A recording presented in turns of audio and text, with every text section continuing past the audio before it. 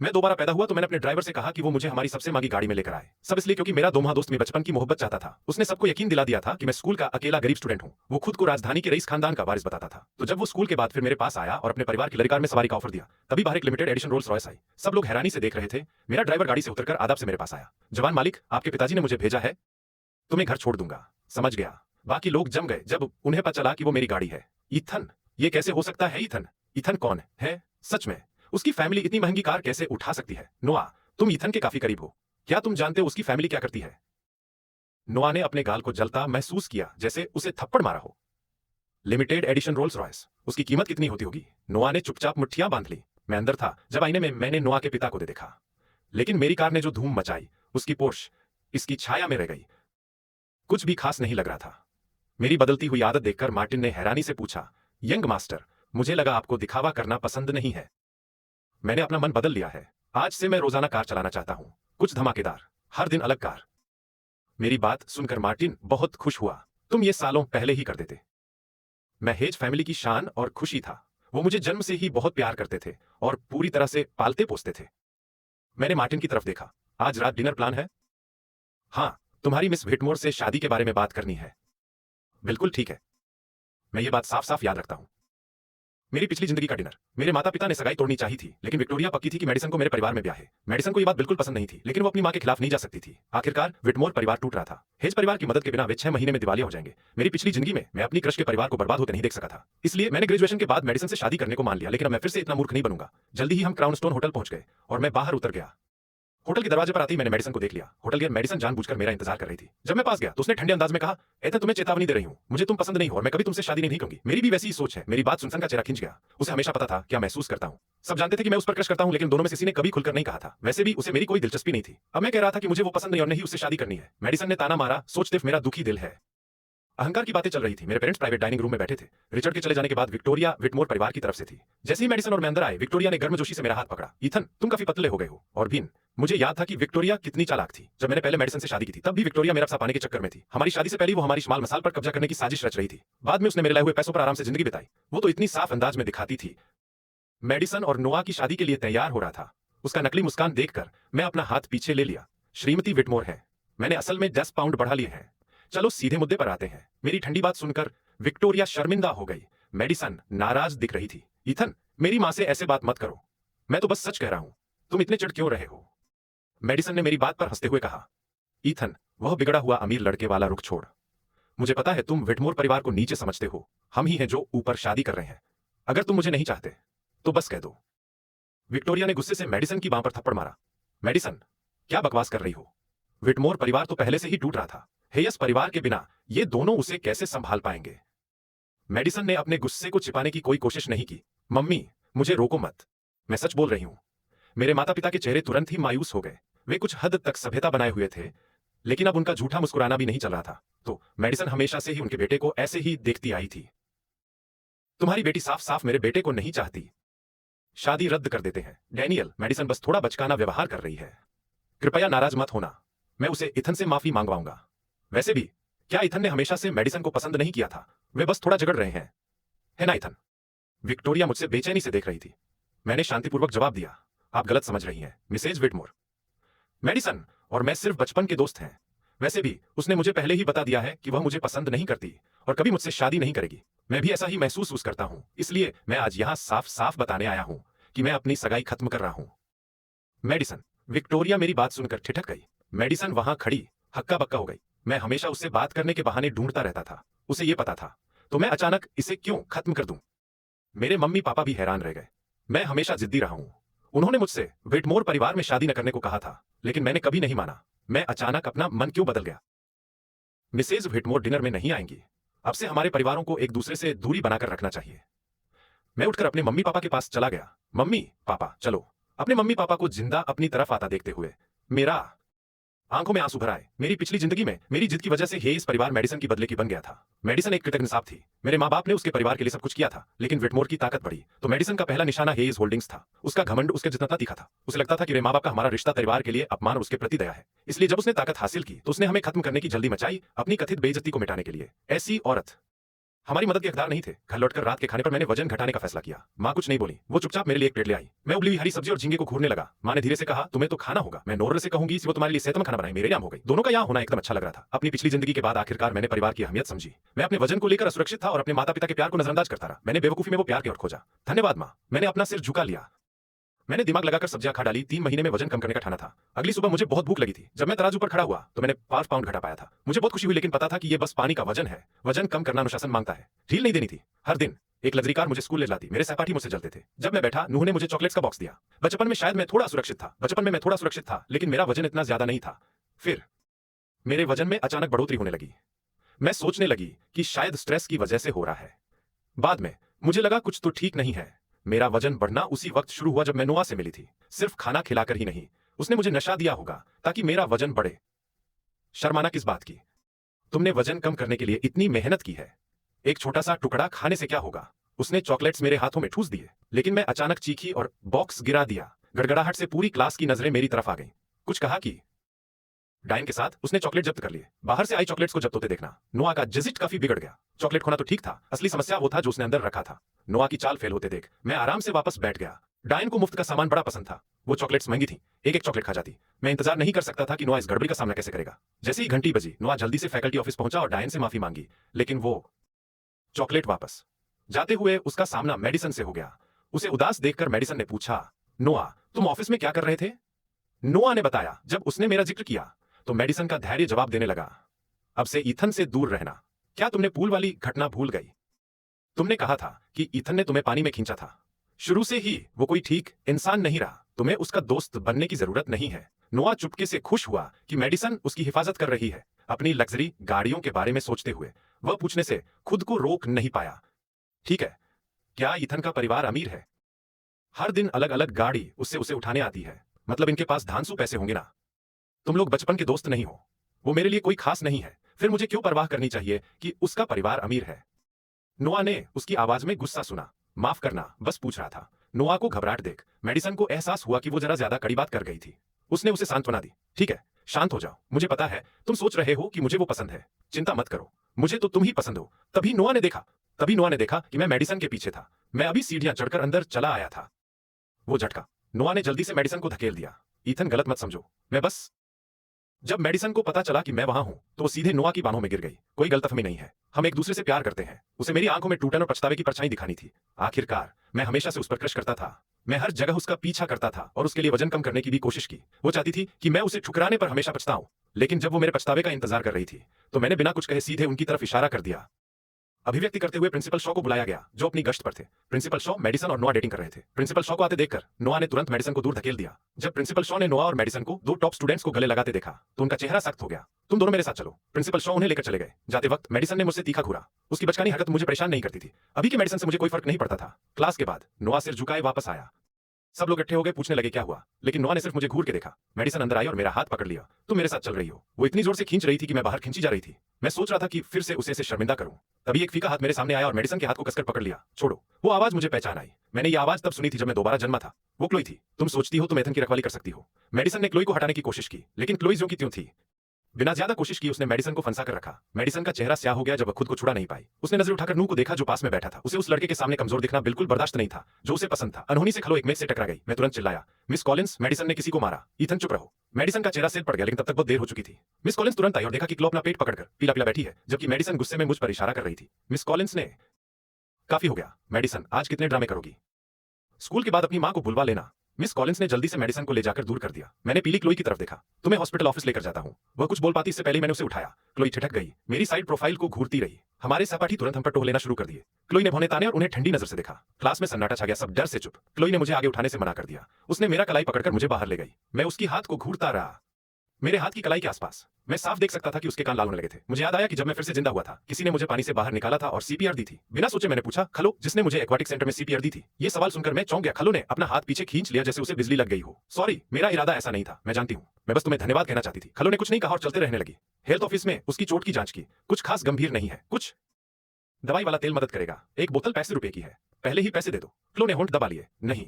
वो मुड़ी और हेल्थ ऑफिस छोड़कर चली गई। मैं जल्दी से उसके पीछे भागा। क्लो, उसे रुकने का कोई इरादा नहीं था। मैं उसके पीछे दौड़ा, फिसला और लगभग गिर पड़ा। क्लो ने जल्दी से मेरा हाथ पकड़ा और मुझे संभाला। क्या तुम चोटिल तो नहीं हो? मैंने सिर हिलाया और दवाई वाला तलक क्लो के हाथ में दे दिया। तुम्हारी चोट ज्यादा गंभीर नहीं है, मैं इसे इस्तेमाल करता रहा हूं। हाल ही में ये हुआ है, एक बार ट्राई करके देखो। क्लोए बोतल को चुपचाप घूरने लगी। मुझे पता था कि क्लोए रिचर्ड की गैरकानूनी बेटी थी। विक्टोरिया और मेडिसन अक्सर उसे घर में सताती थी। विटमोर के तंग हालातों में विक्टोरिया उसे एक पैसा भी नहीं देती थी। क्लोए ने बोतल वापस कर दी। शुक्रिया, मगर मुझे इसकी जरूरत नहीं है। मैंने उसकी गर्व भावना को समझा। मेरे पास तुम्हारा नहीं लिए एक नौकरी है जिसमें तुम्हें पैसे मिलेंगे। पैसे की बात सुनते ही क्लोए रुक गई। मुझे व्हाइटमोर तुम्हें खर्च के पैसे नहीं देते और तुमने मेरी मदद की है, इसलिए मुझे एक डील करनी है। किस तरह की डील? देखो, मैं वजन कम करने की कोशिश कर रहा हूं। मेरी मदद करो और मैं तुम्हें महीने के 500 रुपए दूंगा। डील? क्लोए ने भौंने तानी। मैं इतनी कीमत की नहीं हूं। हाँ, मैं सिर्फ तभी पैसे दूंगा जब ये काम करेगा। हाँ, पैसे तभी दूंगा जब ये काम करेगा। मैंने अपनी जेब से कुछ नोट निकालकर क्लोए के हाथ में दवाओं वाली तेल के साथ रख दिए। ये इस हफ्ते की तुम्हारी फीस है और मेरी तरफ से धन्यवाद भी। रोज दोपहर खाने और दोपहर की छुट्टी में मुझसे मिलने आना। क्लोए कुछ बोल पाती उससे पहले घंटी बज गई। क्लो क्लास की तरफ बढ़ी। चलो, क्लास शुरू होने वाली है। जब मैं ऑनर्स कॉनर्स क्लास ए वापस पहुंची तो टीचर अभी भी नहीं आए थे, लेकिन किसी ने मेरा डेस्क और कुर्सी पलट दिया था। मेरी किताबें और बैकपैक का सारा सामान चारों तरफ बिखरा हुआ था। यह देखकर मेरा मूड खराब हो गया। क्लास में सब लोग देख रहे थे और हंस रहे थे। यह किसने किया? किसी ने जवाब नहीं दिया। डायन ने घमंड से कहा, कौन जाने, शायद हवा ने किया होगा, लेकिन जो बताता है उसे सजा मिलनी चाहिए। देखो, डायलन ने कहा उसने किया है। वो हमेशा नोआ का चिकना लड़का रहता था। मैंने हंसकर उसकी मेज को उलट दिया। डायलन कुर्सी से छलांग मार के उठा। ईथन, पाकन, तुम पागल तो नहीं हो? मैंने उसकी कुर्सी भी घुमा दी। डायलन की क्लास में गूंजने लगी। मैं उसे घूरते हुए बोला, मैं तुम्हें चेतावनी दे रहा हूं, अगर नहीं चाहते कि तुम्हारे मम्मी पापा को बुलाना पड़े तो मेरी मेज के पास भी मत आना। मैं कोई ऐसा आदमी नहीं हूं जिसे तुम दबा सको। नोआ खड़ा हुआ अपनी नैतिक फाकत दिखाते हुए। ईथन, वो तो बहुत दूर की बात है। हम सब तो क्लासमेट हैं। तुम किसी क्लासमेट के साथ ऐसे ऐसे कैसे बर्ताव कर सकते हो? चुप रहो। तुमने डेटिंग के नियम तोड़े, फिर खुद को पीड़ित दिखाया और अपने दोस्त को बदनाम कराया। अगर मैं ये टीचर को बता दूं तो तुम्हें सजा मिलेगी। क्या तुम्हारे दोस्त ऐसे होते हैं? नोआ का चेहरा उतर गया। मेरी बातें उसे शर्मिंदगी दीवार की दीवार पर साटी थीं। जब नोआ चुप रह गया तो डायलन फिर से उसकी तरफ से बोलने लगा। ईथन, झूठ बोलना बंद कर दिया। हम बस तुम्हें पसंद नहीं करते। नोआ के पास कोई जवाब नहीं था। इससे मतलब है क्या? वो ऐसा है तो मतलब तुम मान रहे हो कि तुमने मेरा डेस्क गिरा दिया? अगर आज तुम मेरा डेस्क गिरा सकते हो तो कल मुझे चोट भी पहुंचा सकते हो। मैं बस टीचर को नहीं बताऊंगा, पुलिस को भी बुलाऊंगा। जब मैंने पुलिस बुलाने की धमकी दी तो डायलन का रंग उड़ गया। जब मैं जाने के लिए मुड़ा तो उसने मेरा हाथ पकड़ लिया। एथन, वहीं रुको। मिस ग्रांट अंदर आई और देखा कि डायलन मुझे खींच रहा है। मैं पूरी तरह से असहाय हो गया। तो जब डायलन ने खींचा तो उसने मुझे जोर से खींच लिया। उल्टा गिरा मेज। मिस ग्रांट तुरंत दौड़ी आई और मेरी मदद की। इथान, तुम ठीक तो हो? मैंने अपना पीला चेहरा हिलाया। मैं ठीक हूं मिस ग्रांट। क्या हुआ? ये क्लासरूम इतना गड़बड़ क्यों है? डायलन और बाकी बच्चे डर के मारे पास खड़े थे। वो बोलने की हिम्मत नहीं कर रहे थे। नजरें मेरी बात सुनने को टिकी थी। मैंने उन्हें देखा। पता था कि मेरा मकसद समझ आ गया। थोड़ी बहुत गलतफहमी हुई थी, लेकिन अब सब ठीक है ना डायलन? जब मैंने उन्हें फटकारा नहीं तो डायलन और बाकी ठिठक गए। मिस ग्रांट शायद मुझ पर यकीन नहीं कर रही थी, फिर भी उन्होंने मेरी मदद की। ठीक है, जब तक मामला सुलझ गया, लेकिन मुझे ये बदला लेने वाला ना लगे। मिस ग्रांट ने ऐसा कहते हुए नोआ की तरफ देखा। नोआ और मेडिसन के डेटिंग की खबर फैकल्टी ऑफिस में पहले ही फैल चुकी थी। मिस ग्रांट की नजर ने नोआ को बेचैन कर दिया। क्लास खत्म होने के बाद नोआ मेरी तरफ आया जब मैं दौड़ने जा रहा था। वो शर्मिंदा होकर मेरा कंधा पकड़ लिया। एथन, जब डिलन ने तुझे छेड़ा तब मैं रोका था। माफ करना, तुम्हें तो कोई नुकसान नहीं पहुंचा ना? मैंने उसे एक ठंडी नजर से देखा। इससे तेरा कोई लेना देना नहीं था। मैं जाने लगा, मगर नोआ मेरे सामने जल्दी से आ गया। ईथन, मैंने माना कि मैं गलत था। मुझे माफ कर दो। हम सबसे अच्छे दोस्त हैं। नोआ घबराते हुए मेरे सामने आ गया। ईथन, मैंने माना कि मैं गलत था। मुझे माफ कर दो। मुझे माफ करो। हम सबसे अच्छे दोस्त हैं। मुझे पता है तुम नाराज हो क्योंकि मेडिसन ने मुझसे अपनी फीलिंग्स कबूल की, इसलिए तुमने टीचर को सब कुछ बताया। लेकिन कोई किसी की फीलिंग्स जबरदस्ती नहीं कर सकता। नोआ ने जानबूझकर अपनी आवाज इतना ऊंचा किया कि हॉल में सब सुन सकें। सबको मजे लेते देखकर चर्चा सुनकर मैं हंस पड़ा। मेडिसन, मैंने उसे पहले ही रिजेक्ट कर दिया था। तुम ले लो उसे। ये कहकर मैं नोआ के पास से निकल गया। वो जड़ हो सारा। मेरा क्या मतलब था? मैंने उसे रिजेक्ट किया था। तभी मेडिसन ऑफिस से बाहर आई, सॉरी भरे लहजे में। मिस कॉलिंस ने उसे पूरी क्लास खड़ा कर दिया था और उसके क्रेडिट कट गए थे। ईथन, मेडिसन की गुस्से में भरी कॉल ने मुझे रुकवा दिया। उसने तुरंत नोआ का हाथ पकड़ लिया। मैंने पीछे मुड़कर नोआ की तरफ देखा और दिल ही दिल में उसका मजाक उड़ाया। मेरी पिछली जिंदगी में मेडिसन कई सालों तक नोआ से प्यार करती रही, बस उसे कभी पा नहीं सकी जब वो था जवान। जो चीज तुम जवान होकर नहीं पा सके वो जिंदगी तुम्हें तंग कर सकती है, लेकिन जवान होकर उसे पा लेना जरूरी नहीं कि सब ठीक हो जाएगा, खासकर जब विटमोर के करीब करीब दिवालिया होने वाले हों और नोआ सिर्फ ड्राइवर का बेटा हो। जो मुश्किलें उन्हें मिलनी थी वो नोआ के झूठ से कहीं बड़ी थी। उनका अंजाम साफ था। मैंने उन्हें अनदेखा किया और चलता बना। आखिरी क्लास के बाद मैं क्लास के बाहर क्लोए का इंतजार करने लगा। उसी वक्त मैंने विक्टोरिया को स्कूल की तरफ तेजी से आते देखा। ऑफिस के बाहर भीड़ जमा थी। क्लास एफ के बाहर से ही मैंने आवाजें सुने। अंदर से जोर की थप्पड़ की आवाज आई। विक्टोरिया की तेज आवाज गूंज उठी। मेडिसन, मेडिसन, तुम्हें शर्म नहीं आती? किसने तुम्हें डेटिंग करने दिया? मेडिसन ही विक्टोरिया की आखिरी आस थी। अगर डेटिंग से मेडिसन के नंबर खराब हुए तो विटर्स का काम तमाम, खासकर अब जब हेज परिवार भी शामिल है। और कौन उन्हें बचा सकता था? तभी क्लोए की साफ आवाज मेरे कानों तक पहुंची। Ethan, Ethan. मैं मुड़ा और देखा क्लोए मेरे सामने खड़ी थी। चलते हैं एक्वाटिक सेंटर। तुम्हारे अब तक के वजन के साथ दौड़ने से ज्यादा फायदा नहीं होगा। घुटनों को चोट लग सकती है। तैराकी तुम्हारे लिए ज्यादा बढ़िया रहेगी। तो फिर मेरे घर आ जाओ, हमारे यहाँ एक स्विमिंग पूल है। अचानक बुलावा क्लोए को हैरान कर गया। चिंता मत करो, मैं तुम्हारा राइड का खर्च उठा लूंगा। मैंने क्लोए के हाथ में डॉलर थमाए। क्लोए बिना कुछ कहे पैसों को घूरती रही, फिर उसे वापस मेरे हाथ में दे दिया। मुझे पहले ही पैसे मिल चुके हैं। मैंने तुम्हारी वजन कम करने का वादा किया है, इसलिए मैं तुमसे अलग से चार्ज नहीं लूंगा। मैं उस पर जोर नहीं दिया। हम दोनों एक के पीछे एक स्कूल गेट की तरफ चल पड़े। हमारे सामने एक लग्जरी कार रुकी थी। ड्राइवर ने क्लोए के लिए द्वार खोला। क्लोए सख्ती से कार में बैठी। मैं भी पीछे पीछे अंदर गया, ध्यान देते हुए। उसकी घबराई हुई एक्सप्रेशन देख मैं मुस्कुराया और बोला, घबराओ मत, मेरे पेरेंट्स बहुत अच्छे हैं, बस मेडिसिन से नफरत करते हैं। खोले चुप रही। थोड़ी देर में हम हेज एस्टेट पहुंच गए। जैसे ही अंदर कदम रखा, खाने की खुशबू पूरे हॉल में फैल गई। मैंने कहा, पहले खा लेते हैं, बाहर निकलने के लिए एनर्जी चाहिए होगी। ना थैंक यू, खोले ने मन ही मन मना कर दिया। मां ने बीच में बोले, ईथन जूते बदलो और आओ खाना खाओ। जब मां दरवाजे तक पहुंची तो उसने आखिरकार खोले को मेरे पास खड़ा देखा। खोले, वह बोली। पापा भी ऊपर से नीचे आ गए।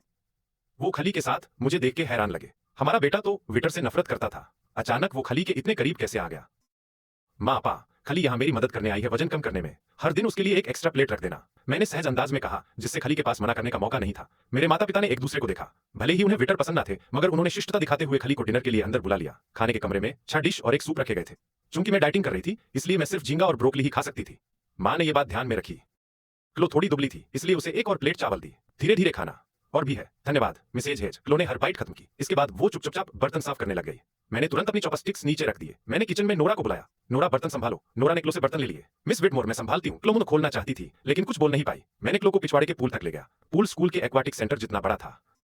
क्लो हैरानी से देख रही थी। मैंने अपना स्विमसूट पहनकर बाहर आया। क्लो ने मुझे वेट लॉस प्लान थमाया। ले लो। उसने ब्रेक के दौरान मेरी बॉडी टाइप के हिसाब से पहले ही डिटेल्ड प्लान बना लिया था। मैं हैरान था। तुमने ये पहले ही बना लिया? मैंने प्लान ध्यान से देखा। इसमें लिखा था कि रोज मुझे क्या क्या खाना है, कितना पानी पीना है और मेरे वर्कआउट्स भी। सच में अपने आप को भूखा रखकर तुम वजन नहीं घटा सकती। तुमने आज रात बहुत कम खाया। ज्यादा खाओ ककड़ी और चेरी टमाटर, तितेरी लौकी और मकई भी अच्छा है।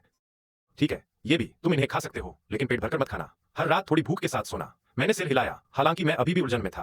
क्लो ने थोड़ी देर चुप्पी साधी, फिर बोली, मैं रोज तुम्हारी देखभाल करूंगी, तुम्हें सब कुछ समझने की जरूरत नहीं है। मैंने फिर सिर हिलाया। मेरे मात कोने से झांक रहे थे और पूल के किनारे से क्लो को मेरी तेगराटी की निगरानी करते देख रहे थे। हम पूरे समय लगभग नहीं बोले। मां हैरान लग रही थी। क्या हो रहा है? क्या ये सच में सिर्फ वर्कआउट कर रहे हैं? पापा भी उतने ही उलझन में थे। क्या एथन गिर पड़ा किसी और के लिए और मेडिसन को पसंद करना छोड़ दिया? क्या वो क्लोए के लिए गिर गया? उनका ऊपर नीचे होना क्लोए और मेरी नजर में आ गया। मैं पूल से अपना सिर बाहर निकाला। मम्मी, पापा, आप लोग क्या कर रहे हो? मेरी आवाज सुनकर मेरे माता पिता जल्दी से कोने से बाहर आए। तुम्हारी माँ और मैंने तुम्हारे लिए कुछ फल लाए हैं। जब तुम्हें थकावट महसूस हो तो खा लेना, ठीक है? अगर तैरना बोरिंग लगे तो ऊपर जिम भी है, वहां बहुत सारे उपकरण हैं। मेरे माँ बाप ने शर्माते हुए मुस्कुराए। मैं समझ सकता था कि उन्होंने कुछ गलत सोच लिया है। मैं बाहर निकला और माँ के लिए फल ले गया। धन्यवाद। मम्मी, वापस अंदर चलो, देखना बंद करो। मैंने अपने मम्मी पापा को दूर भेज दिया, फिर क्लोए की तरफ देखा। चलो चलते हैं। मैं ऐसे दिखावा कर रहा था जैसे कुछ हुआ ही और तारा, थोड़ा शर्मिंदा महसूस करते हुए। जब मैं फिर से सिर बाहर निकाला तो क्लोए की गहरी नजरें मिली। मैंने एक अजीब हंसी दी, कुछ फल खाओ। फिर मैं फिर से पानी में डुबकी लगाकर चला गया। क्लोए कुछ नहीं बोली, लेकिन उसके कान लाल हो गए थे। 7 दिनों तक क्लोए और मैं साथ साथ घर गए, पर किसी ने कोई खास नोटिस नहीं की। सारे स्टूडेंट्स की नजरें मेडिसन और नोआ पर थी। उसके बाद मां को बुलाया गया। मेडिसन नोआ को लेकर अपने परिवार से लड़ रही थी। उसने तो अपनी विरासत छोड़ देने की धमकी तक दे डाली। ये बात विक्टोरिया को अस्पताल तक पहुंचा सकती थी। यहां तक कि शिक्षक भी मेडिसन और नोआ के मामले में कुछ नहीं कर पा रहे थे। जब मैं उस दिन स्कूल पहुंचा, एक छात्र दौड़ता हुआ अंदर आया और चिल्लाने लगा, कुछ गलत हो गया है, वहां कोई घटना हुई है। जैसे ही मैंने ये सुना, मेरा ध्यान डायन की तरफ था। असर अब दिखना चाहिए था। बाकी छात्रों को साफ पता नहीं था कि क्या हुआ, लेकिन वे उत्सुक थे। गपशप सुनते ही सभी मुख्य इमारत की तरफ भागे। डायन की तेज आवाज ऑफिस से आ रही थी। मिस कॉलिंस, आज आप मुझे एक जवाबदेही देंगी। मिस कॉलिंस बेबस दिखी। उन्हें कुछ समझ नहीं आ रहा था। उन्होंने बस एक छात्र को नोआ को बुलाने भेजा। जब नोआ ऑफिस में आया, डायन ने तुरंत उसे घूरते हुए कहा, नोआ यहाँ आओ। वो उसे मिस कॉलिंस के सामने लेकर गई और पूछने लगी, तुमने उन चॉकलेट्स में क्या डाला था? डायन पहले थोड़ी पतली थी, लेकिन सिर्फ एक हफ्ते में उसकी शक्ल सूरत साफ दिखने लगी थी। बदल गया। नोआ का रंग उड़ गया। मुझे पता नहीं, मुझे पता नहीं, मुझे पता नहीं, मैंने कुछ गलत नहीं किया। नोआ के डरे हुए चेहरे को देखकर मिस कॉलिंस तुरंत उसकी बात पर आ गई।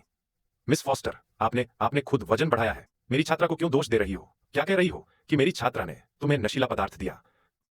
मैं डाइट पर हूं।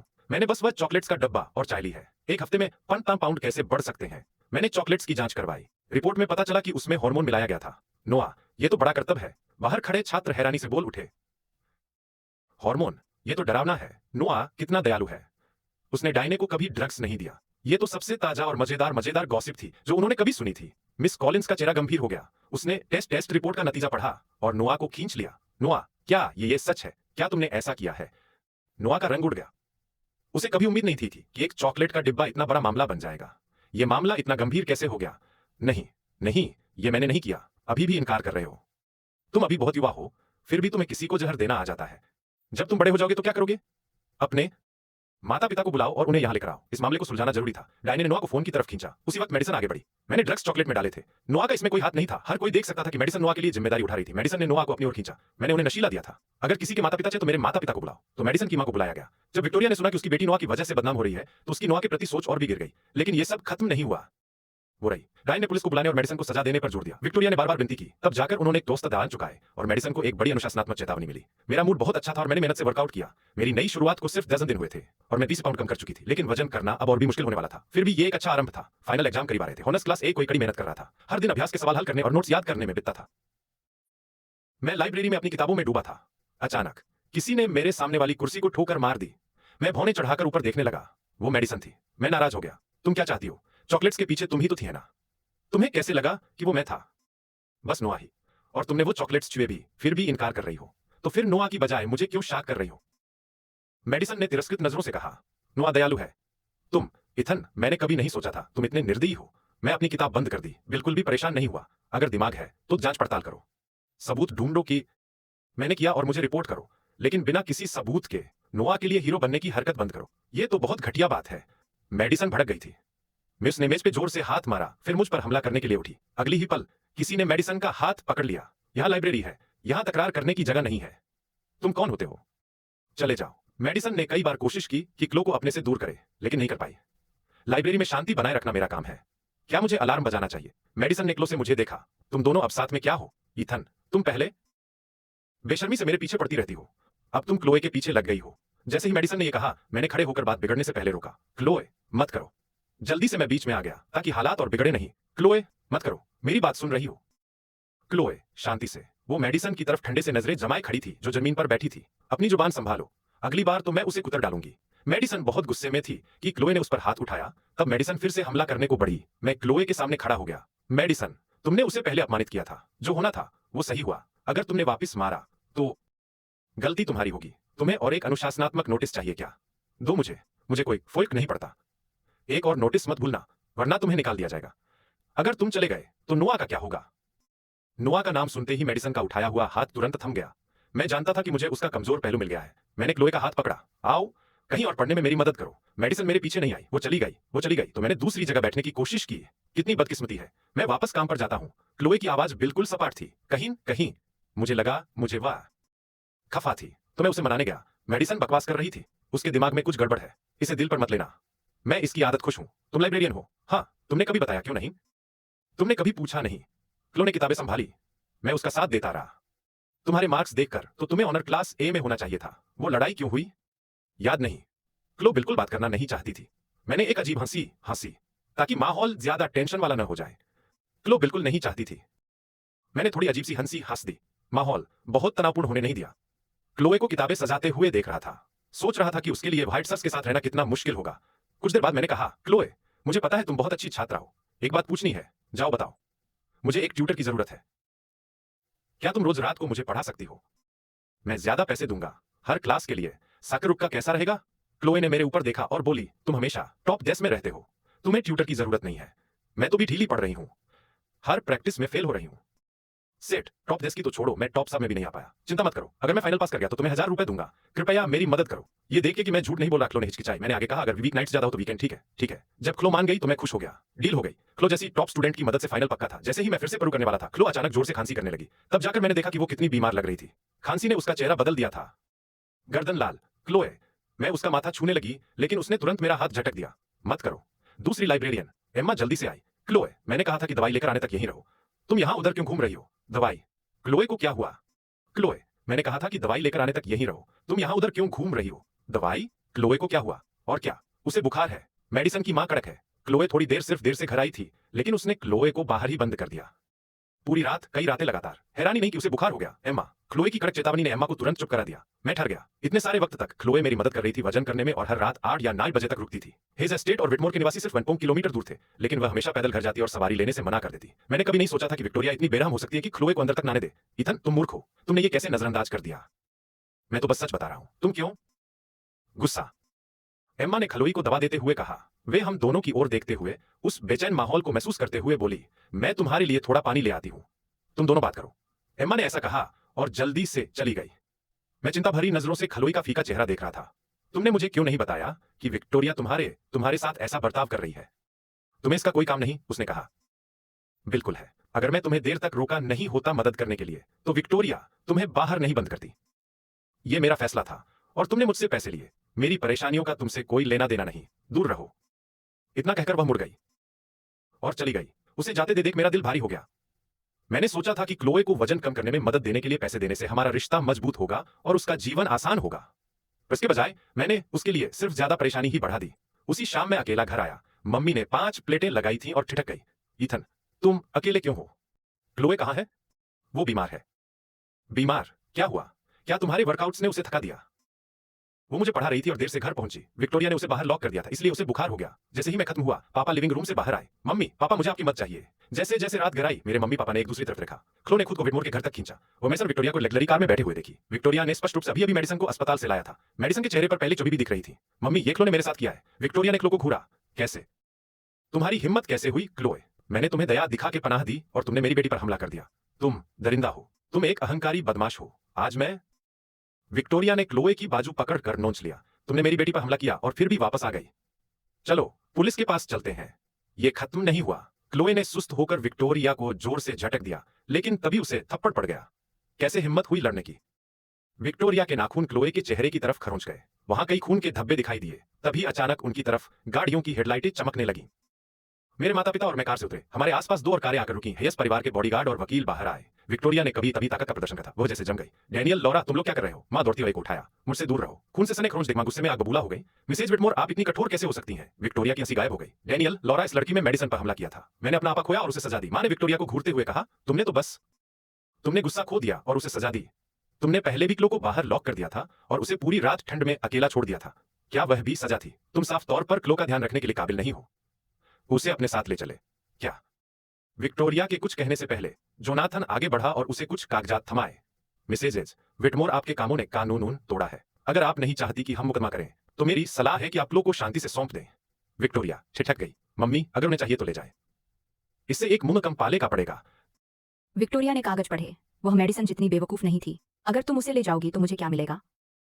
वह अभी भी मेरे पति की गैरकानूनी बेटी है। मैं उसे मुफ्त में नहीं दे सकती। मैंने उसके शब्दों पर हंसी उड़ाई।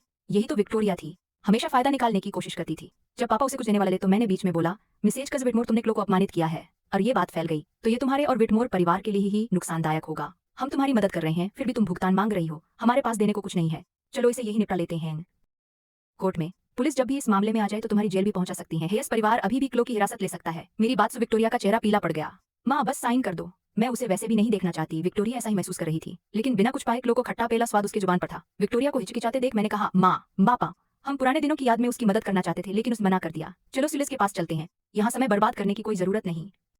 जब मैं कार की तरफ मुड़ा तो विक्टोरिया गई। मैं साइन कर दूंगी। विक्टोरिया ने जल्दी से एक पेन पकड़ लिया। दस्तावेज पढ़े बिना ही उसने साइन कर दिए। पास से देख रहा था, मैं मुस्कुरा दिया। उसे ले जाओ, लेकिन पुलिस को मत बुलाना। मम्मी ने उसकी बात अनसुनी कर दी और खोली को कार में बैठाने में मदद करने लगी। खोली को तेज बुखार था और अभी अभी उसे थप्पड़ भी पड़ा था। वह कमजोर और बेहोश सी लग रही थी। मुझे चिन्ह होने लगी। मम्मी, खोली को तेज बुखार है, पहले हमें उसे अस्पताल ले जाना चाहिए। सही कहा, अस्पताल चलते हैं। मार्टिन, जल्दी कर। उस रात किसी भी तरह देर हो रही थी। अस्पताल के कमरे में मेरे पेरेंट्स एडमिशन का कागजात निपटा रहे थे। मैं क्लोए के बिस्तर के पास ही बैठा था। उसका बुखार -2 डिग्री था। उसका पहला गाल लाल सा सूजा हुआ था और उस पर 3 खून वाले खरोंच थे। डॉक्टर के इलाज के बाद उसकी हालत थोड़ी बेहतर हुई। मम्मी, बुखार में धुंधली हालत में क्लोए ने अचानक मेरा हाथ पकड़ लिया। उसकी ठंडी छूं से ऐसा लगा जैसे उसके अंदर की भी गर्मी थोड़ी कम हो गई हो। क्लोए की आंखें अचानक खुल गईं। उसकी अचानक जागने से मैं घबरा गया। तुम जाग गई हो? जब उसने कुछ कहा नहीं तो मैंने उसका हाथ छू लिया। माथे पर अब भी तेज बुखार था। तुम्हारी तबीयत अभी भी ठीक नहीं है। तुम अस्पताल में हो। मेरे माँ बाप तुम्हारा दाखिला करवा रहे हैं। हम कल सुबह घर चलेंगे। घर की बात सुनते ही क्लोए की आंखें ममता से धुंधली हो गईं। मैंने कहा, मेरा घर? तुम्हें कभी विटमोर वापस नहीं जाना पड़ेगा। क्लोए ठिठक गई। बुखार की हालत में वो अभी भी थोड़ी बेहोशी में थी। उसे याद नहीं था विटमोर के बाहर क्या हुआ था। मेरे माता पिता अंदर आए और देखा कि क्लोए जाग चुकी है। मम्मी उसके पास गई और मैगी से कहा, क्लोए यहीं थोड़ा आराम कर लो। मिस्टर हेज और मेल सुबह तुम्हें छोड़ देंगे। मैंने स्कूल को बता दिया है, जब ठीक हो जाओगी तो वापस जा सकती हो। क्लोए की आंखें नम हो गई। धन्यवाद मिसेज हेज, अब हम परिवार वाले हैं। माँ ने धीरे से क्लोए के सिर पर हाथ फेरा। माँ, पापा, आप लोग घर चलो, कल यहीं से स्कूल चलूंगी। माँ ने मुझसे देखा, फिर कमजोर क्लोए को देखा, शायद उन्हें लगा कि उसे छोड़ना चाहिए, इसलिए उन्होंने हाँ कह दिया। पापा अभी भी चिंतित लग रहे थे। क्या मुझे किसी को रख लेना चाहिए तेरे साथ? नहीं पापा, ये तो सिर्फ एक रात की बात है, कल मार्टिन को हमें लेने भेज देना। मैंने जिद की तो पापा आखिरकार मान गए। मैंने क्लोए को सांत्वना दी, आराम करो, अब तुम्हें इतना मेहनत नहीं करनी पड़ेगी। अब तुम्हें कभी खाना छोड़ना नहीं पड़ेगा या बाहर नहीं खड़ा होना पड़ेगा। आज से हम तुम्हारा परिवार हैं। मेरी मधुर आवाज सुनकर क्लोए ने होंठ दबा लिए। वो पूरी रात आराम से सो गई। अगले सुबह पापा ने मार्टिन को क्लोए को घर छोड़ने भेजा। Saint Catherine medical centre Riverton high से दूर नहीं था। स्कूल जाने के लिए मैं पैदल चल रहा था। किस्मत देखो कि विटमोर ड्राइवर से नोआ को रास्ते में लेने को कहा था। मैं उन्हें हाथ पकड़े हुए देख लिया। मैं नजरअंदाज करने की कोशिश करने लगा, लेकिन नोआ ने चिल्लाकर कहा, एथन आज स्कूल पैदल क्यों जा रहे हो? और अभी भी मेडिसन का हाथ पकड़े हुए था। नोआ मेरे पास आकर ऐसे दिखावा करने लगा, एथन स्कूल पैदल जाना तो थका हुआ होगा, शायद तुम्हारा घर दूर नहीं होगा। मेडिसन अब से हम दोनों को स्कूल से ले जा सकती। मैंने कहा, धन्यवाद, हमारे घर एक ही तरफ नहीं है। मैं इस बात में ज्यादा उलझना ही नहीं चाहता था। जैसे ही मैं मुड़ाया जाने के लिए, मेडिसन ने मुझे रोका। ईथन, नोआ अच्छा बर्ताव कर रहा है। तेरे स्वभाव का क्या मसला है? वो अच्छा तो है, पर मुझे उसकी मदद नहीं चाहिए। खुश? मैं उनसे बिना कुछ कहे निकल गया। नोआ ने दुख की आवाज में कहा, मैं तो बस मदद करने की कोशिश कर रहा था। क्या ईथन ने मुझे गलत समझा? मुझे उसे समझाना चाहिए। तुम उसका कुछ भी कर्जदार नहीं हो। नोआ, तुम बहुत ही अच्छे हो। मेडिसन और नोआ की बातें सुनकर मुझे बहुत बुरा लगा। आखिरकार मैं रुक गया, उनके पास वापस चला आया। सबकी नजरों के सामने मैंने एक बोतल पानी निकाला। मेरी बैग से बोतल निकाली और नोआ पर डाल दी। नोआ को अपमानित होते देख मेडिसन का पारा चढ़ गया। एथन, अब क्या कर रहा है? तुझे गुनाह महसूस करने की जरूरत नहीं है। मैं मुड़ा और चले गया। मेडिसन मुझे मारने ही वाली थी कि उसी वक्त स्कूल से एक सिक्योरिटी गार्ड बाहर आया। स्कूल के बाहर नोआ पर पानी डालना जल्दी ही पूरे कैंपस की सबसे बड़ी चर्चा बन गई। यहाँ तक कि मेरे क्लासमेट्स भी मुझे अलग नजरों से देखने लगे। फाइनल परीक्षा सिर्फ 3 दिन दूर थी। दोपहर के समय क्लास में तनाव था। क्लो ने हाई ज्वाइन करने के बाद काफी सुधार कर लिया था। परिवार, उसकी हर महीने की टेस्ट की मार्क्स जबरदस्त थीं। वो पहले से ही टॉप 5 में थी, लेकिन अब उसने पहला नंबर भी पक्का कर लिया था। क्लो के साथ मैं भी टॉप 10 में बना रहा। क्लास में विटमोर परिवार की चाय चपड़ी चलती रहती थी। अब उनकी आने वाली दिवालियापन की खबर छुपाई नहीं जा सकती थी। सुना तुमने? विटमोर परिवार दिवालिया हो रहा है। वह तो बकवास है। विटमोर कैसे दिवालिया हो सकते हैं? विटमोर रिवोर्टन के सबसे बड़े परिवारों में से एक हैं। सच में? मेरे पापा ने मुझे बताया। मेरे पापा ने बताया। तर्नस्टीन, मेडिसन के पापा के मरने से पहले उन पर बहुत कर्ज हो गया था। तब से उनका कारोबार ठीक से नहीं चला। वो लगभग कंगाल हो चले थे। तभी नूह क्लास में आया। डायलन तुरंत उसके पास गया गपशप करने। नूह, पता चला मेडिसन के घर वाले लगभग दिवालिया हो गए हैं। दिवालिया? ये भी कोई बात हुई? मेडिसन तो मुझे कार दिखाने लेकर गई थी। उसने कहा था कि जब मैं अगले साल आर का हो जाऊंगा तो अगर उनका हाल खराब होगा तब भी वो मुझे एक मर्सिडीज बेंज खरीदेगी। क्या सच में बस मेडिसन मुझे कार खरीदेगी? देख, इतना बड़ा घराना दिवालिया हो ही नहीं सकता। फिर सबकी नजरें चारों ओर घूमने लगी। नूह फिर से जलन से भर गया जब उसने सुना कि मेडिसन उसे कार खरीदने वाली है। लोग उसके आसपास जमा हो गए। शोर सुन सुन के मेरा दिमाग घबरा रहा था, इसलिए मैं अपने वर्कशीट्स लेकर क्लास से बाहर चला गया। ईथन हाल ही में लग्जरी कारों में सवारी कर रहा है। वो इतनी सारी कारों के लिए पैसा कहाँ से लाता है? क्या वो नहीं कम आय वाला स्टूडेंट है? क्या पता उसके परिवार के पास सच में बहुत पैसा हो। ऐसा नहीं हो सकता। अगर ईथन कम आय वाला स्टूडेंट नहीं है तो हमारे ग्रेड में और कौन हो सकता है? सभी की बातें सुनकर नूह घबराया कि कहीं लोग उस पर शक न कर लें। वो खुद को शांत दिखाने की कोशिश करता रहा और कहा, मैंने सुना है ईथन के पापा किसी अमीर मकान मालिक के ड्राइवर हैं। उनके बॉस बाहर हैं, इसलिए वे उनके लग्जरी कारें इस्तेमाल करते हैं। बस यही कारण है। ईथन पहले पैदल स्कूल जाया करता था। अचानक उसे लग्जरी गाड़ियां कैसे मिलने लगीं? उसका पापा अपने बॉस की कार में उसे लेने आया था। मैं तो सोच रहा था ईथन कोई बुरा बंदा होगा, लेकिन ये तो बस दिखावा था। जब बाकी लोग ईथन को ताने मार रहे थे, नोआ बेचैन हो गया। मैं किसी को नहीं बता सकता कि जूनियर साल में मैं अकेला ऐसा छात्र हूँ जिसका परिवार कम आमदनी वाला है। मैंने जो कुछ भी बनाया है, स्कूल बर्बाद हो जाएगा। मैं पढ़ाई के नुक्कड़ में प्रैक्टिस के सवाल हल कर रहा था। अचानक मेरे सामने दूध की एक बोतल आ गई। मैंने ऊपर देखा तो क्लोई खड़ी खड़ी थी। मिसेज हेज ने कहा, ये तुम्हें देने के लिए बोला है। मैंने ध्यान से दूध लिया। माँ ने ये कब दिया तुम्हें? मुझे क्यों पता नहीं चला। जब से क्लोई हमारे साथ रहने आई है, हम रोज स्कूल साथ जाते थे। मुझे साफ साफ याद था कि उस सुबह मैंने क्लोई के साथ घर छोड़ा था। फिर माँ ने क्लोई को मेरे लिए दूध कैसे दिया? मैं तुरंत समझ गया कि क्लोई ने बचा कर रखा था। ले लो। मैंने खाना छोड़ दिया था और मेरा पेट पहले ही गरज रहा था। मैं निश्चितता से दूध की तरफ देख रहा था। मैं डाइट पर हूँ। क्या दोपहर के खाने में दूध पीना सही है? छना हुआ दूध, तुम उसे पी सकते हो। मैं उत्सुकता से स्ट्रॉ बोतल में डाल दिया। मीठा और मलाईदार स्वाद बहुत संतोषजनक था। क्लोए, तुम बहुत अच्छी छात्रा हो। तुम क्लास एफ में थी, क्यों? अगर तुम ऑनर्स क्लास ए में होती तो हम हर ब्रेक में साथ पढ़ सकते थे। क्लोए थोड़ी देर चुप रही, फिर पूछा, क्या तुम मुझे ऑनर्स क्लास ए में चाहते हो? मैं सिर हिलाकर पीता रहा। दूध। क्लोए ने बिल्कुल कुछ नहीं कहा। मुझे लगा कि वह ऑनर्स क्लास ए में मेडिसिन का सामना नहीं करना चाहती। मैंने बस कहा, अगर तुम वापस ट्रांसफर नहीं होना चाहती तो मत होना। मैं कोशिश करता हूँ। मैं ठिठक गया। मैं ऑनर्स क्लास ए में वापसी कोई रास्ता ढूंढने की कोशिश करूंगा। सच में? मैं जश्न मनाने ही वाला था कि लंच ब्रेक खत्म होने की घंटी बज गई। क्लोए ने मेरी किताबें इकट्ठा की और मुस्कुराई। क्लास शुरू हो रही है, जाके अपने प्रॉब्लम्स पर काम कर। मैं सिर हिलाया। जब मैं वापस क्लास में पहुंचा तो नोआ दूसरे छात्रों के सामने दिखावा कर रहा था। फिर से मेडिसन ने जो महंगा गिफ्ट दिया था उसके बारे में बढ़ चढ़कर बताना। जब नोहा की नजर मुझ पर पड़ी तो उसकी आंखों में साफ दिख गया था कुछ उकसाने वाला। मैंने उसे अनदेखा किया। जितना ज्यादा अब नोहा घमंडी था उतना ही बाद में उसे पछतावा होगा। साफ नहीं दिखता था रोज, लेकिन फाइनल तक नोहा समझ जाएगा कि वो कितना पीछे छूट गया है। 3 दिन बाद फाइनल शुरू हुआ। हमारी पिछली टेस्ट स्कोर के आधार पर क्रोली, मेडिसन, नोहा और मैं एक ही कमरे में थे। ये एग्जाम पिछली से कहीं ज्यादा मुश्किल था। मैं आराम से कर गई और 20 मिनट पहले खत्म कर लिया। कुछ मिनट पहले नोआ की तबीयत वैसी अच्छी नहीं थी। टेस्ट के बाद नोआ का रंग पीला पड़ गया था। नोआ पहले क्लास का डार्लिंग और टॉप स्टूडेंट था, इसलिए हर कोई उसका दोस्त बनना चाहता था। हमेशा की तरह सब लोग अपने जवाब नोआ से मिलाते थे। आमतौर पर नोआ धीरज से सबके जवाब देखता था, लेकिन इस बार नोआ जल्दी ही खड़ा हो गया। मुझे अच्छा नहीं लग रहा, मैं टॉयलेट चलता हूँ। नोआ की तबीयत खराब देख मेडिसन घबराकर उसकी हालत जानने चली गई। नूह को देखते ही मुझे समझ आ गया कि मेरी बात सही थी। नूह की फाइनल परीक्षा काफी खराब गई होगी। 3 दिन बाद फाइनल रिजल्ट सामने आई। क्लो सीधे ग्रेड में पहले नंबर पर आ गई। क्लो की ट्यूटरिंग की वजह से मैं तीसरे नंबर पर आया, लेकिन नूह जो पहले टॉप पर था 20वें नंबर से भी नीचे गिर गया। मेडिसन भी 20वें नंबर पर आ गई। स्टेज पर मिस कॉलिंस ने नूह की तरफ देखते हुए अपनी बोली सख्त कर दी। नूह, दोपहर को जाने से पहले अपने पेरेंट्स में से किसी एक को यहाँ भेजना होगा। नूह का रंग उड़ गया। मिस कॉलिंस, मेरे पापा व्यस्त हैं, शायद उनके पास समय न हो। लेकिन तुम्हारा मम्मी। जब उसने उसकी माँ का जिक्र किया नोआ और भी बेचैन हो गया। कोई नहीं जानता था कि नोआ चुप क्यों रहता है, लेकिन मुझे पता था कि फ्रैंक और इवलीन काफी पहले तलाकशुदा हो चुके थे। फ्रैंक ही नोआ को अकेले बड़ा कर रहा था, लेकिन अपने क्लासमेट्स और टीचर के सामने नोआ अपने माता पिता के अलग होने को कबूल नहीं कर सकता था। मिस कॉलिंस तब बिल्कुल असहाय नजर आई जब वो कुछ नहीं बोला। नोआ, ते बिजी हो या नहीं, चाहे बिजी हो या नहीं। फिर उसने समर होमवर्क दे दिया। नोआ को बहस करने का मौका तक नहीं मिला। अपने ड्राइवर के बारे में सोचते हुए आ रहे थे। स्कूल जाते समय नोआ बहुत घबराया हुआ था। अगर क्लास में सच पता चल गया तो उसकी झूठ की पोल खुल जाएगी। दोपहर में बाकी सारे अपना सामान संभालकर गर्मियों की छुट्टियों के लिए घर चले गए, लेकिन डिलन और कुछ और बच्चे वहीं रुके। मेडिसन भी नोआ के साथ ही रह गई। इससे नोआ और ज्यादा बेचैन हो गया। नोआ ने फ्रैंक से कहा था कि वो 5 बजे आए। वो चाहता था कि पहले मेडिसन और बाकी बच्चे चले जाएं ताकि कोई ना जाग कौन है, लेकिन मेडिसन उसकी चिंता कर रही थी, इसलिए उसने मिस कॉलिंस के लेक्चर खत्म होने तक वहीं रहने की जिद की। डिलन और बाकी लोग भी यही कर रहे थे।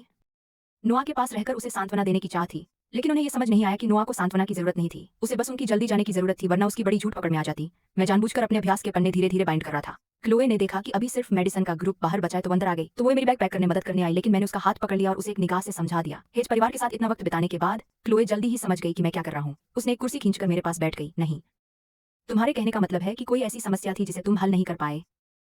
मैं अभी तुम्हें सिखाता हूँ। मैं तो बस कोई बहाना ढूंढ रहा था कि यहाँ रहूं और वो नाटक देखूं। क्लोए ने मुझे बिल्कुल सही बहाना दे दिया था, तो मैंने तुरंत अपनी वर्कशीट निकाली और किसी भी सवाल की तरफ इशारा किया। यही सवाल।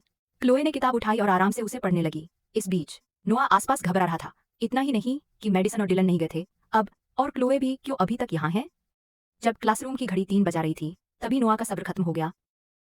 होल्ड करो मेडिसन, डायलन, तुम दोनों घर चले जाओ। मैं अकेला ठीक रह लूंगा ही। मैं तुम्हारे साथ रहूंगा। अगर वो बूढ़ी औरत तुम परेशान करे तो उसकी शिकायत मैं करूंगा। हाँ नोआ, चिंता मत करो, तुम्हारे ग्रेड बस थोड़े गिर गए हैं। क्या वाकई तुम्हारे पेरेंट्स को कॉल करना जरूरी है? चूंकि डायलन का ग्रुप नहीं जा रहा था, नोआ ने पहले मेडिसन को मनाने की कोशिश की। मेडिसन, तुम्हें जाना चाहिए। मेरे पापा मुझे डेटिंग करने की इजाजत नहीं देते। डर है कि अगर वो तुम्हें देख ले तो गुस्सा हो जाएंगे। ठीक है, जब घर पहुंचो तो मुझे मैसेज करना। नो। उन्होंने सिर हिलाया। वो मेडिसन के जाने का इंतजार नहीं कर पा रहा था। जाने से पहले मायलन के ग्रुप से कहा कि वे नू का अच्छा ध्यान रखें। मेडिसन को नू की परवाह करते देख डायलन और बाकी लोग जलन से देख रहे थे। डायलन ने मुझे सामने काम करते देख जानबूझकर कहा जैसे मैं सुन नहीं पा रहा हूँ, मिस विटमोर हमारे नू के लिए कितनी अच्छी हैं। सुना है से मंगनी की प्लानिंग कर रही है। नू, एशफोर्ड फैमिली का बिजनेस तो बहुत बड़ा है, शायद ग्रेजुएशन के बाद मंगनी हो जाएगी, है ना? मैंने कहा मुझे इसके बारे में कुछ पता नहीं। उसने हंसते हुए कहा कैसे पता नहीं चलेगा? मिस विटमोर तुम्हें बहुत प्यार करती है। वो कभी भी तुम्हें अकेले ही विदेश पढ़ने नहीं भेजेगी। शायद वाइटसर्स पहले तुम्हारे परिवार से पूछेंगे। बिल्कुल सही। नोआ हैंडसम है, प्यारा है और अशफोर्ड परिवार का वारिस है। वो मिस विटमोर के लिए परफेक्ट है। वो कैसे हमारे नोआ को अकेले विदेश पढ़ने जाएगी? वो जरूर तुम्हारे साथ जाएगी। उनकी उत्साहित शक्लें देखते हुए नोआ खुद को अमीर परिवार में शादी करते हुए ऑलमोस्ट देख सकता था। मैं अंदर से उस पर तंज कर रहा था। ग्रेजुएशन के 3 साल बाद हमारी क्लास रियूनियन हुई। तब तक नोआ वापस आ चुका था। विदेश में पढ़ रहा था और एक अमीर विदेशी लड़की से रिलेशन में था। कुछ ही समय में उनकी सगाई हो गई, वहां मौजूद थी। जब मेडिसन को पता चला कि नोआ की सगाई हो गई है तो उसने मेरी एक भी परवाह नहीं की। उसकी आंखें तुरंत लाल हो गईं। वह नोआ का पीछा करते हुए बाहर वेले में उससे बात कर सके। तब तक पहले ही मेडिसन का पति बन चुका था। उसकी ये हरकतें मुझे सबके सामने बेइज्जत करने वाली थी। बाद में वेटर्स परिवार और बड़ा होता गया और मेडिसन रिवर्टन की सबसे बड़ी बिजनेस नेताओं में से एक बन गई। उसी वक्त नोआ की पत्नी का बिजनेस खत्म हो गया और वह कूद गई अपनी मौत के फेर में। तभी वह वापस आया और मेडिसन के साथ फिर से बातें करने लगा और फिर मेडिसन मुझसे तलाक ले सकती थी। उसने मुझे एक मानसिक अस्पताल में बंद कर रखा था। अपनी पिछली जिंदगी के बारे में सोचते हुए मैंने अचानक अपनी पेंसिल तोड़ दी। क्लोए चुपचाप मुझे देखती रही। आवाज डिलन की टोली का ध्यान खींच गई। क्या हुआ? किसी को सुनना बर्दाश्त नहीं हो रहा। नोआ अमीरी के लिए पैदा हुआ था। ईथन, जलने की कोई बात नहीं। शायद अगली जिंदगी में तुम्हें अमीर जन्म मिले। मिस विडमोर को तुम पसंद आ सकते हो। वे अपनी ताने छुपाने की कोशिश भी नहीं कर रहे थे, लेकिन क्लोई इसे सहन नहीं करने वाली थी। वो खड़ी हुई और डायलन के पास जाकर चली गई। उसने डायलन की मेज को लात मारी। जो छात्र हंस रहे थे वो तुरंत चुप हो गए। तभी बाहर से एक मध्यम उम्र के आदमी की आवाज आई। क्या ये क्लास ए है? आदमी लगभग 40 के लग रहा था। कद काठी, ठीक ठाक और चेहरे पर झुर्रियां थीं। उसके बालों में सफेद झलक रही थी और वो ड्राइवर जैसे कपड़े पहने था। उसके जूते पुराने और हाथ खुरदरे थे। अगर मैं गलत नहीं हूं तो ये नोआ का पिता था। नोआ ने फ्रैंक को इतनी जल्दी आने की उम्मीद नहीं की थी। सोचने का भी मौका न मिला। माफ करना, डिलन ने पूछा, तुम कौन हो? बाकी छात्र फ्रैंक को नाप तोल रहे थे। फ्रैंक ने ईमानदारी से मुस्कुराया। मैं हान हूँ, मैं इस परिवार का ड्राइवर हूँ। नोआ घबराकर बोला। वह तुरंत फ्रैंक के पास आ गया। फ्रैंक के उलझे हुए नजरिए के सामने उसने कहा, मेरे पापा व्यस्त हैं, इसलिए उन्होंने हमारे ड्राइवर को भेजा है। तो तुम एशफोर्ड परिवार के ड्राइवर हो। मैं जानता था कि मिसफोर्ड ऐसे कपड़े नहीं पहनेंगे। नोआ के पापा एशफोर्ड ग्रुप के सीईओ हैं। वो रोज व्यस्त रहते हैं। वे स्कूल कैसे आ सकते हैं? डिलन और दूसरे एक के बाद एक बोल पड़े, जिससे नोआ शर्मिंदा होकर असहज मुस्कुराने लगा। फ्रैंक साफ समझ गया। उसका बेटा अपने क्लासमेट से झूठ बोल रहा था और अपने आप को अशफोर्ड परिवार का वारिस बता रहा था। उसने नोआ को पकड़ लिया। नोआ, तुमने ऐसा कैसे किया? संभल के रहो। किसने कहा तुम मुझे नाम लेकर बुला सकते हो? तुम तो सिर्फ अशफोर्ड परिवार का ड्राइवर हो। फिर से बेइज्जती करोगे तो निकाल दिया जाएगा तुम्हें। ठीक कहा। कोई ड्राइवर साहब के बेटे को छू भी कैसे सकता है? अपनी जगह समझो। फ्रैंक का चेहरा काला पड़ गया। नोआ डर गया कि अगर वे और रुके तो फ्रैंक सच बता देगा कि वो अशफोर्ड नहीं है। वह तुरंत फ्रैंक को आगे बढ़ा दिया। ऑफिस में इंतजार कर रहे टीचर्स के पास जाओ। जब उसने अपने बेटे को इतना घबराया हुआ देखा तो नोआ छिपने से डर रहा है। फ्रैंक को जो नोआ कर रहा था उससे नफरत थी, लेकिन वह चाहता था कि उसका बेटा स्कूल में आसानी से चल पाए, इसलिए उसने विनम्रता से सिर हिलाया और चले गए। डिलन ने नाखुशी से कहा, नोआ, तुम्हारे ड्राइवर के अंदाज अच्छे नहीं है। शायद उसे लगता है कि चूंकि वह बहुत समय से एशवर्ड्स के लिए काम कर रहा है, इसलिए वो खुद को बड़ा समझता है। नोआ ने सुना कि उसके क्लासमेट्स उसके पिता को नीचे देख रहे थे। एक अजीब सी मुस्कान जबरदस्ती आती हुई। जब मैं पास में काम करने का नाटक कर रहा था तो मैं मुस्कुरा रहा था। क्या हंस रहे हो? मजाक मजाक में। क्या मजाक है इसमें? तुम समझ नहीं पाओगे, लेकिन एक दिन जरूर समझोगे। नूह को घबराते हुए देखना कि उसकी पोल खुलने वाली है, मुझे बहुत खुशी हो रही थी। मैंने सोचा, आखिर कब नूह के झूठ सामने आएंगे? अब ये इससे कैसे निकलेगा? आधे घंटे बाद फ्रैंक ऑफिस से काले चेहरे के साथ बाहर आया। नूह ने फ्रैंक का चेहरा देखा तो उसका रंग उड़ गया, लेकिन डालन और बाकी लोग अभी भी वहीं थे। तो नोआ ने खुद को शांत रखने के लिए जबरदस्ती किया और पास गया। सब कुछ तब वहीं निपट गया। जल्दी करो और मुझे घर ले चलो। वह बेताबी से फ्रैंक को वहां से निकालना चाहता था, लेकिन अचानक डिलन आगे बढ़ाया। मिस्टर ड्राइवर, इस बार नोआ ने ठीक से काम नहीं किया। तुम्हें पता है अपने बॉस को क्या बताना है ना? फ्रैंक चुप रहा, सोच रहा था कि शायद उसे अपनी जगह पता नहीं। डिलन ने आगे कहा, मिस विटमोर ने कहा था कि हमें नोआ का ख्याल रखना है। अगर तुम किसी को बताने की हिम्मत भी मत करना, न केवल हम, मिस विटमोर भी तुम्हें माफ नहीं करेंगी। डायलन ने सोचा कि उसने धमकी साफ कह दी है। मैं अपनी से हंसते हंसते ऑलमोस्ट पट गया। एकदम सही। उसके नंबर गिर गए और उसके पिता को बुला नहीं सका। उसने फ्रैंक को दरवाजे की तरफ धकेला। काफी दी है, जाकर कार ले आओ। फ्रैंक से को मुश्किल से रोक रहा था।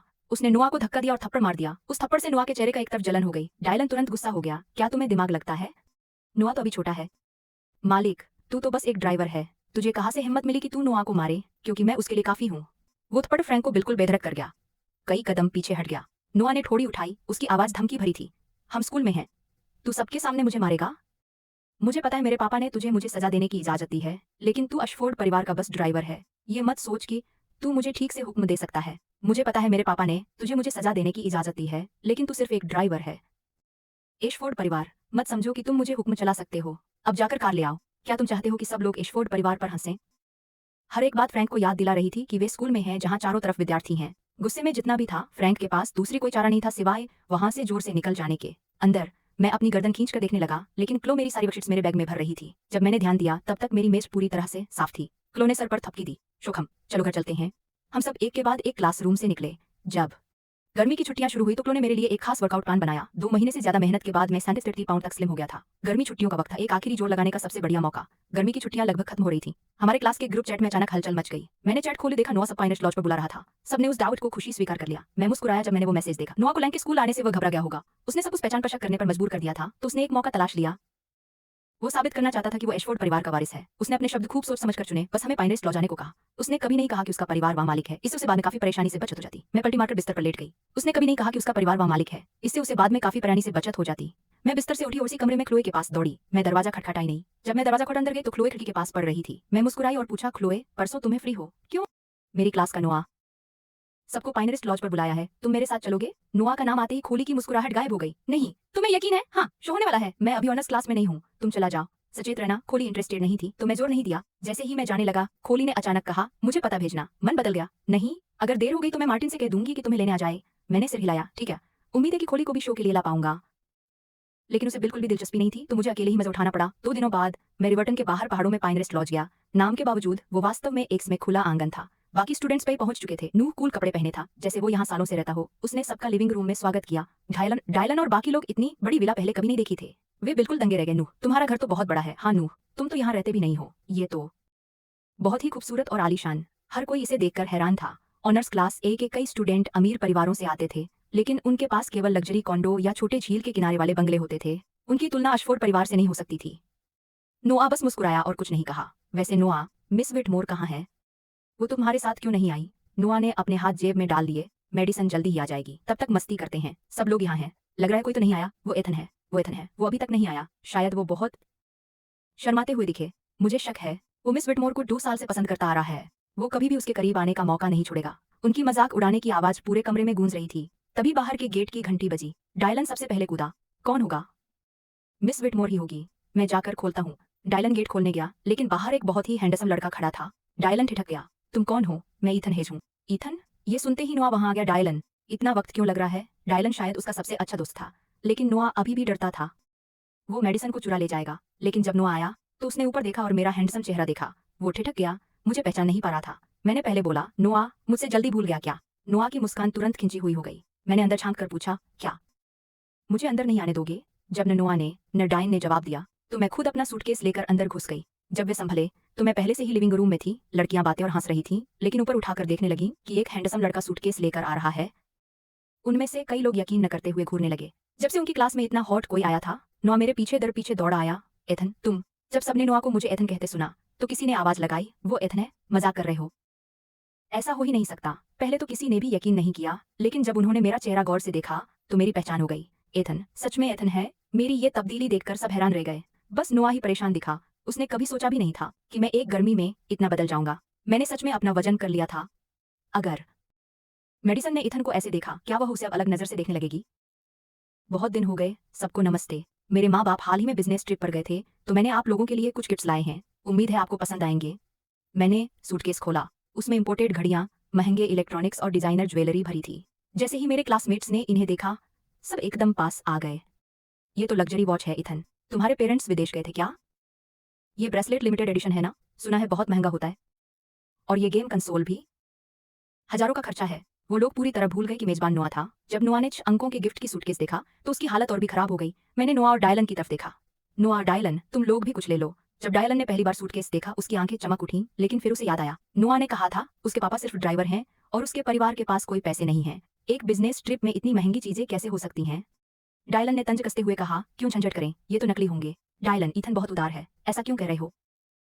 बिल्कुल सही, ये बिल्कुल असली है। इसके ऊपर विदेशी लेबल्स और एक ऑथेंटिसिटी मार्क भी है। अगर तुझे नहीं चाहिए डिलन, तो इथन पर आरोप मत लगा। सबने जल्दी ही अपना रुख बदल लिया और डिलन हिचकिचाने लगा। मैं पास वाली सोफ पर बैठा था, सबको खुशी खुशी उनके गिफ्ट चुनते देख रहा था। जब नोह अभी तक नहीं आया और पूछा, नोह, पाइनरेस्ट लॉज तुम्हारे परिवार की है क्या? ये तो बहुत बड़ी जगह है। ये सीधा सवाल नोह को टेंशन में डाल गया। पाइनरेस्ट लॉज उसका बिल्कुल भी नहीं था। वो तो बस एक अशफोर्ड्स के वो विला जिसे वे शायद ही कभी इस्तेमाल करते थे। उसे चाबी सिर्फ इसलिए मिली थी क्योंकि पूरा अशफोर्ड परिवार विदेश जा रहा था। उसने अपने अपने ड्राइवर पिताजी से कहा था कि विला की चाबी अशफोर्ड के हाउसकीपर के जरिए उधार ले ली जाए। लेकिन अब सभी की निगाहें नोआ पर टिकी हुई थी। मैंने जो महंगे तोहफे लाए थे वो देखकर नोआ ने खुद को जवाब देने को मजबूर किया, क्यों? ये हमारा है। इतना बड़ा विला और कोई स्टाफ क्यों नहीं? मेरी अगली बात सुनकर नोआ हक्का बक्का रह गया।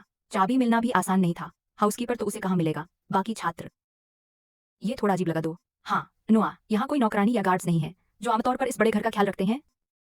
नोआ ने जल्दी से बहाना बनाया। अच्छा, चूंकि सब लोग आ रहे थे, मैंने उन्हें आज छुट्टी दे दी। नहीं चाहता था कि वे हमारे मजे को खराब करें। जब नोआ बहाना बना रहा था, मैं दिखावा करके परेशान हुई, लेकिन स्टाफ के बिना सबकी भूख लगी है। खाना कौन बनाएगा?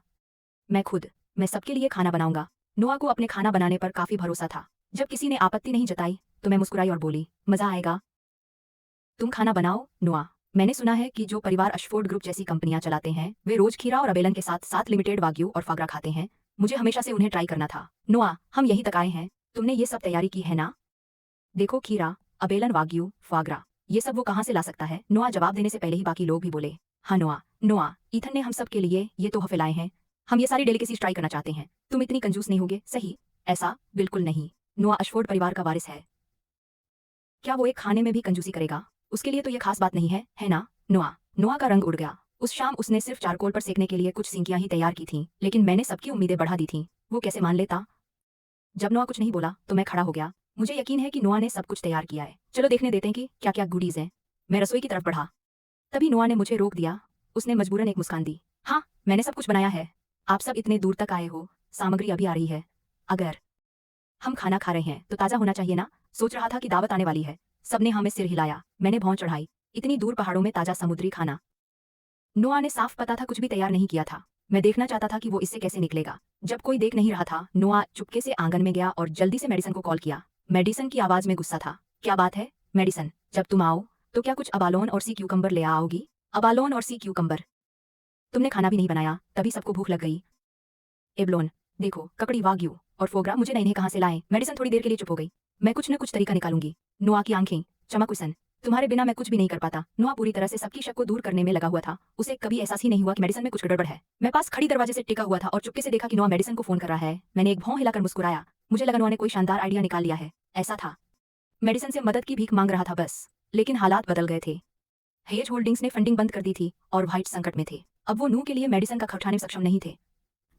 मैंने कॉलर आईडी देखकर स्माइल कर दी। ऐसा लग रहा था। ऐसा लग रहा जैसे किस्मत भी मेरे साथ हो। मैंने फोन उठाया। मिसेज विटमोर, आपको कुछ चाहिए था? तुम्हारी याद आई, आज डिनर पर बुलाना चाहता हूँ। क्या तुम घर आ सकती हो? उसकी बात सुनकर उसकी चाल साफ दिख गई। मैं नू की तरफ देखा, जो अभी भी इंतजार कर रहा था। मेडिसन बाहर है, क्या मेडिसन वहां होगी? हाँ, बिल्कुल। वो तुम्हें भी याद कर रही है। उसे पता है कि उसने पहले तुम ठेस पहुंचाई थी और वो बहुत बुरा महसूस कर रही है। मैं आज उससे माफी बोलवाऊंगा। समझ गया? ठीक है, थोड़ी देर में मिलते हैं। थोड़ी देर में? हाँ, मेरी आज रात के लिए कुछ प्लान्स हैं। चले लंच करते हैं। मैं जल्दी पहुंच जाऊंगा। क्या वह कोई दिक्कत है? तो फिर भूल जाओ। नहीं, बिल्कुल नहीं। कोई दिक्कत नहीं है। मैं खाना बनाना शुरू कर दूंगा और तुम्हारा इंतजार करूंगा। ठीक है। मैंने फोन रख दिया और अंदर से ठिठोली की। विक्टोरिया पैसे की पूजा करती थी और खेल खेलना पसंद करती थी। अगर उसे मुझसे मिलने की इतनी बेचैनी थी। विटर्स की बहुत परेशानी हो गई थी। मुझे जल्दी नहीं थी, इसलिए मैं वापस लिविंग रूम गया। दोपहर का समय करीब था और सब भूखे थे। नोआ बाहर देख रहा था, मेडिसन के सामान लाने का इंतजार कर रहा था। आखिरकार किसी ने शिकायत की। नोआ, मुझे बहुत भूख लगी है। हाँ यार, दोपहर हो चली है। क्या अभी भी वह दावत आने वाली है? जैसे शिकायतें बढ़ने लगी, नोआ ने इसको शांत करने की कोशिश की। जल्दी आ जाएगा, मैं फोन करके देखता हूँ। नोआ ने अपना फोन निकाला और मेडिसन को कॉल किया, लेकिन लाइन हमेशा व्यस्त रही और कोई फोन नहीं उठाता था। नोआ का चेहरा गंभीर हो गया। मौका देखकर मैं मुस्कुराते हुए खड़ा हो गया। लगता है खाना नहीं आने वाला। घर पर कुछ काम आ गया है, इसलिए मैं जा रहा हूँ। मजे करना। मेरी बातों से सब बेचैन हो गए। वो कई घंटों से वहां बैठे थे और अभी तक गर्म चाय तक नहीं मिली थी। नोआ मुझे रोकने की कोशिश करने लगा, लेकिन मैं अपना सूटकेस पकड़कर विदा हो चुका था। तभी बाहर एक लग्जरी कार आई। सभी ने सोचा दोपहर का खाना आखिरकार आ गया था, लेकिन खोली छाता लेकर बाहर निकल आई। खोली मेरी तरफ आई, धूप के नीचे खोली, और मैं बिल्कुल जैसे एक परफेक्ट कपल लग रहे थे। हमारे क्लासमेट्स सब हमें घूर रहे थे। क्यों खुद खोली एथन को लेने आई? क्या ये दोनों डेटिंग कर रहे हैं? कौन जानता है। लेकिन एथन का परिवार बिल्कुल भी गरीब नहीं लगता। ये तो कोई कमाए वाला लड़का नहीं है। एथन ने जो घड़ियां बांटी थीं, उनकी कीमत हर एक 5 अंकों में थी। ये बातें भीड़ में फैल गईं। यहाँ तक कि डायलन भी मुझसे जुड़ी बातें सुनकर शक करने लगा। एथन कुछ खास लग रहा है, ड्राइवर के बेटे की तरह। नोआ, क्या तुम गलत तो नहीं हुए? हाँ, अब जब वो पतला हो गया है, एथन काफी स्मार्ट लग रहा है। वाकई में वो बहुत हैंडसम है। उनके जोश से भरे बातचीत ने नोआ को कड़वा कर दिया। वो नीचे की तरफ अपने फोन की ओर देख रहा था। ये समझ ही नहीं पा रहा था कि मेडिसन फोन क्यों नहीं उठा रही। उसे कुछ भी पता नहीं था कि विटमोर के घर पर मेडिसन टेबल पर अपना फोन घूरती बैठी है। विक्टोरिया बार बार खाना गर्म कर चुकी थी।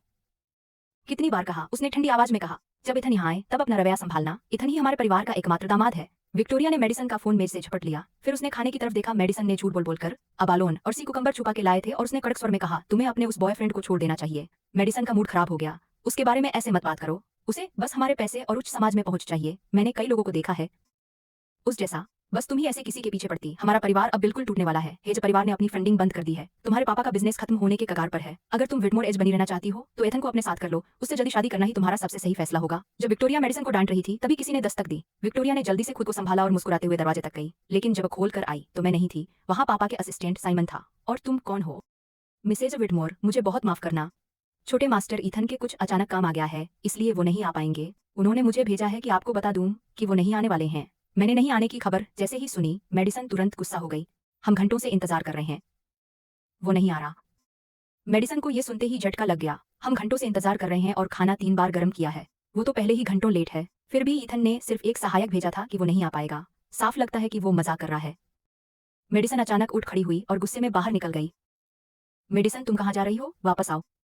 विक्टोरिया की बातों को मेडिसन ने अनसुना कर दिया और अपनी कार में बैठ गई। उसने गाड़ी की स्पीड बढ़ा दी और हेस एस्टेट की तरफ दौड़ी। क्लोए और मैं घर पर लंच कर रहे थे, तभी बाहर मेडिसन चिल्लाने लगी, इथन हेस, इस गेट को खोलो। मेरे माता पिता काम पर थे, इसलिए सिर्फ क्लोए और मैं घर पर थे। मैं खिड़की की ओर गया और बाहर हेस एस्टेट के सामने गुस्सा करते हुए मेडिसन को देखा। मैंने भौं चढ़ाई और मुस्कुरा दिया। मेरी पिछली जिंदगी में जब विटमोर परिवार ने ताकत हासिल की थी, हेस परिवार उनका पहला निशाना था और हमारा बिजनेस डूब गया। मुझे याद आया कि मेडिसन ने मेरे पेरेंट्स से मिलने तक मना कर दिया था। अब वही मेडिसन वो अपमान महसूस कर रही थी जो मेरे पेरेंट्स ने सहा था। ईथन, मैं जानती हूँ, तुम अंदर हो, दरवाजा खोलो। मेडिसन गुस्से से भरी थी। अंदर क्लोए घर के फोन तक गई और एस्टेट सिक्योरिटी को कॉल किया है, कृपया उसे हटा दें।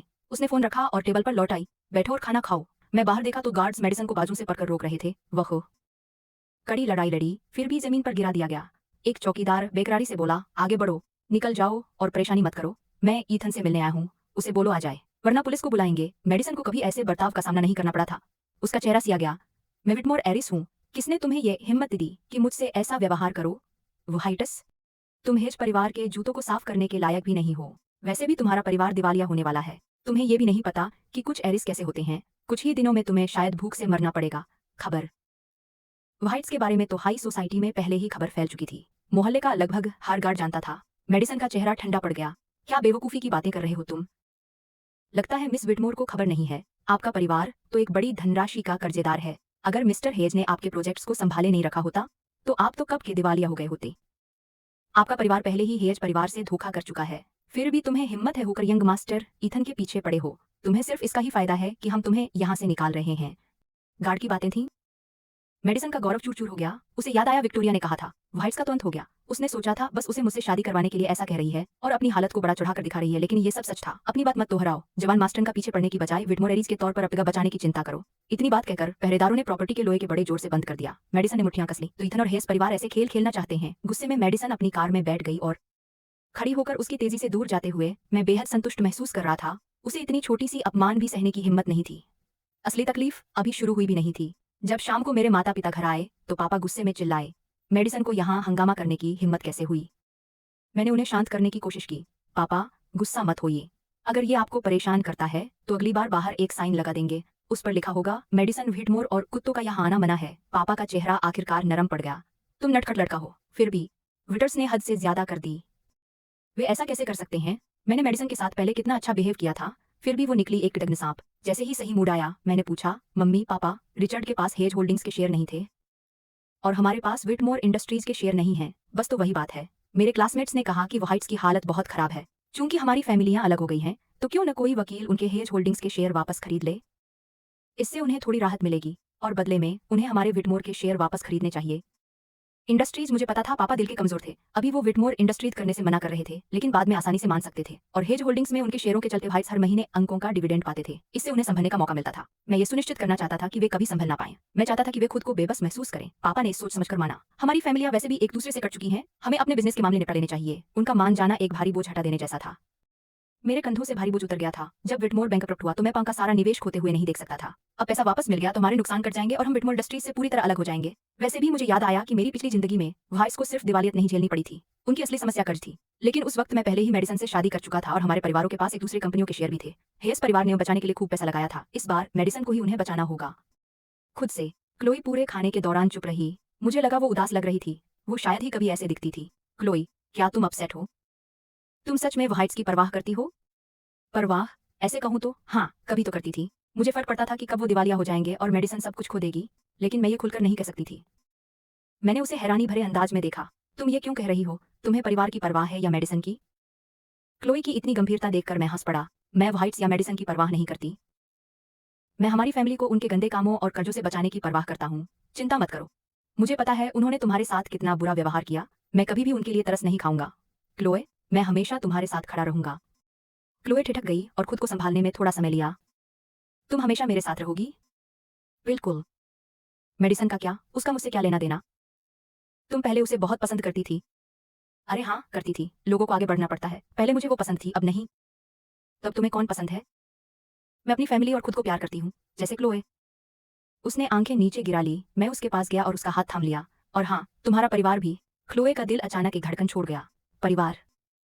लेकिन वह सिर्फ परिवार बनना नहीं चाहती थी। इस बीच नोआ पाइनरिस्ट लॉज में अकेले सफाई कर रहा था। सभी लोग दोपहर तक चले गए थे और मेडिसन का ना आना उसे क्लास के सामने शर्मिंदा कर गया था। यहाँ तक कि डिलन भी उस शाम निकलने का बहाना बना रहा था।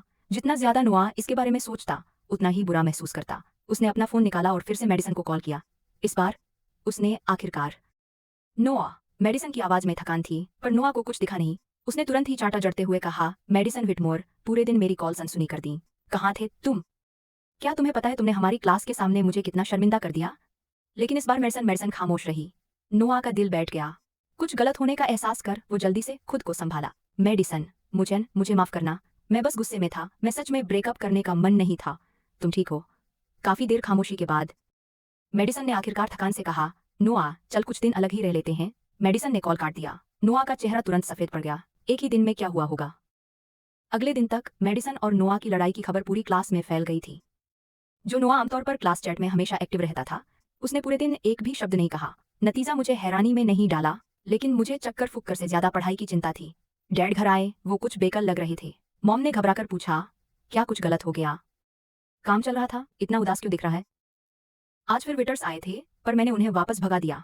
ईथन ने कल रात हमारे शेयर निपटाने की बात कही थी, लेकिन मुझे पता नहीं कैसे बात शुरू करूं। हम 10 साल से दोस्त हैं। मेरी पिछली जिंदगी में विक्टोरिया को पता था कि पापा बड़म दिल वाले हैं। वो हेज परिवार से मदद मांगती रही, जब तक कि अगर हमने कभी इनकार किया तो हम बेरहम राक्षस कहलाई। मैंने आवाज उठाई, क्यों न मैं और वकील इस काम को संभाल लें? बच्चे को शेयर खरीदी बिक्री का क्या पता? मैं तो ऐसा हूं कि छोटा बच्चा। मुझे शेयरों की बात समझ नहीं आती, लेकिन वकील को आती है। मैं बस मिसेज व्हिटमोर को हमारे शेयर वापस खरीदने के लिए मनाऊंगा। वादा करता हूँ कोई गड़बड़ नहीं करूंगा। मेरी गंभीरता देखकर पिता ने एक सांस ली। ठीक है, तुम कोशिश कर सकते हो तो भी चल जाएगा, बस हमें बेजान मत दिखाओ। मैं अपने आप पर तंज कसते हुआ साहस परिवार बेजान।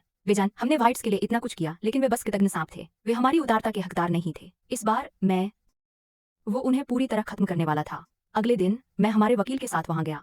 विक्टोरिया पहले से ही व्हिटमोर इंडस्ट्रीज के शेयर गिरने की वजह से तनाव में थी। दरवाजे की घड़ी बजी तो उसने समझा कि कोई कर्ज वसूलने वाला आया होगा। उसने बेचैनी से दरवाजा खोल दिया। इतनी जल्दी यहाँ क्यों आई हो? मैंने कहा था कि मैं तुम्हें पैसे वापस कर दूंगा। फिर विक्टोरिया ने ऊपर देखा और मुझे देखा। तुम कौन हो? मिसेज व्हिटमोर, मैं ईथन हेज हूँ। जब उसे पता चला कि मैं ही हूँ तो उसका मुंह खुला का खुला रह गया। ये कुछ महीने ही हुए थे। इतना मोटाई कैसे इतना बदल गया? ईथन, क्या वो सच में तुम हो? हाँ, मैं ही हूँ। पिछली बार कुछ काम आ गया था, इसलिए आज आ गया हूँ। तुम मुझसे नाराज तो नहीं हो ना? विक्टोरिया मुस्काई। नाराज कैसे हो सकती हूँ? आओ आओ अंदर जाओ। ईथन, रोज रोज तुम और भी हैंडसम होते जा रहे हो। मैं तुम्हें मुश्किल से पहचाना। विक्टोरिया ने मुझे दिल से अंदर आने को कहा। ईथन, तुम मेडिसन से मिलने आए हो? मैं उसे फोन करती हूँ, घर आने को कह देती हूँ। पता नहीं वो कहाँ चली गई है। मैं उसे खूब डांटूंगी। विक्टोरिया खुशी खुशी मेरे लिए चाय लाई। अपनी मेहनत मत बढ़ाओ मिसेज व्हिटमोर, मैं खुद उससे सही से बात करूंगा।